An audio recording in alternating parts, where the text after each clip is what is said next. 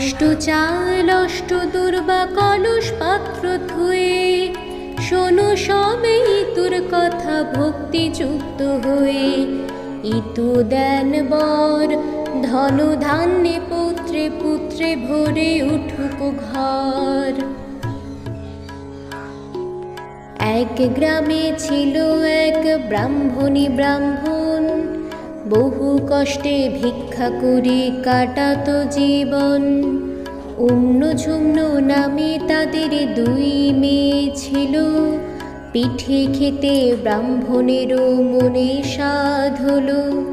ভিক্ষা করে ব্রাহ্মণ পিঠের জোগাড় করে, সন্ধ্যাকালে আনি তাহা দিল ব্রাহ্মণীরে।